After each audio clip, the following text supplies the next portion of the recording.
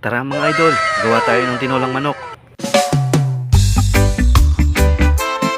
At yan nga mga idol, una natin gawin, gisa muna tayo ng luya. At pagkatapos nga mga idol, isunod naman natin yung bawang. Hintayin lang natin mag golden brown at umamoy para kapit na kapit yung lasa. At yan nga mga idol, pwede natin isunod yung sibuyas. Pagkatapos niyan mga idol, pwede natin isunod yung manok.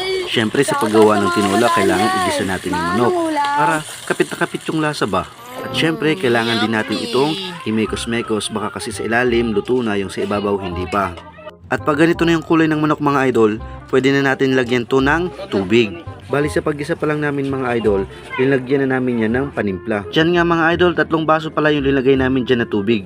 Kayo, gano'n ba karami yung sabaw na nilalagay ninyo? Sa amin nga pala mga idol, sinasabay na namin yung papaya sa pagpapakulo ng manok. Kasi matagal din lumambot tong papaya. Pero mayroong ibang klaseng papaya mga idol na pag sinubuko ang lambot-lambot. Kahit hindi mo pa niluluto, basta nakahubad na yun, pwede na yun.